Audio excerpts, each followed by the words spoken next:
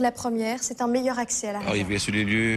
Effectivement, la semaine dernière, nous nous sommes rendus à la préfecture pour proposer, à vrai dire, 13 propositions que nous pouvons résumer en 4 points essentiels. Il nous paraît effectivement essentiel qu'après une attaque comme celle-là, mais aussi en cas de déséquilibre, nous puissions avoir accès à la réserve marine pour pouvoir remettre une pression humaine sur le prédateur qui est le requin. Qu'est-ce que vous entendez par pression humaine ?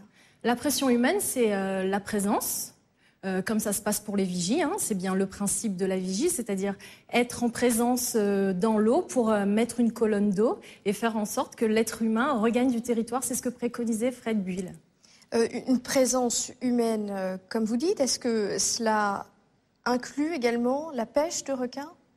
Effectivement, lorsque c'est nécessaire, c'est-à-dire qu'à partir du moment où on note un déséquilibre, une régulation, comme ça se passe, c'est une histoire vieille comme le monde, hein, à partir du moment où on est une espèce est en face d'un prédateur, en termes de territoire, écoutez, on fait en sorte de pouvoir cohabiter, et à partir du moment où on a un acte de prédation, mais nous, on présuppose que le prédateur en face va aussi comprendre qu'il y a un danger en face. Comme nous, on comprend que quand il y a un requin, il y a un danger. Le requin pourra aussi comprendre que si on est présent là, il y aura un danger pour lui. Mais pour remettre cet équilibre, comme vous dites, est-ce qu'il ne faut pas attendre des résultats d'études pour prouver d'abord qu'il y a déséquilibre ?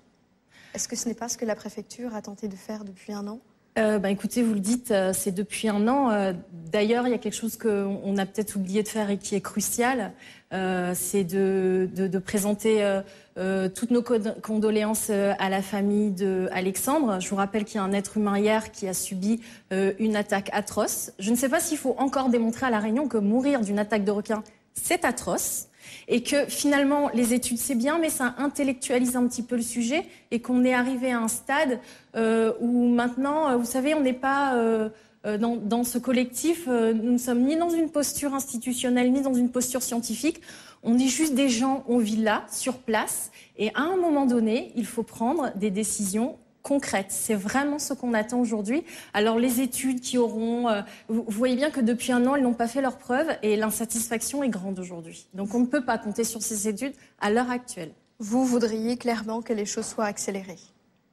Ah oui, clairement, je pense que pêcher un requin et demi par mois depuis 8 mois pour le marquer, ça n'a pas donné de résultats tangibles qui nous permettent aujourd'hui en tant qu'adultes de se positionner pour savoir quel est le rapport à la mer qu'on va proposer à nos enfants et nos petits-enfants demain.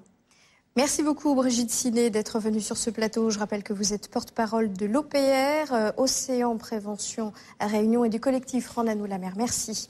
Et voilà ce que l'on pouvait dire évidemment à la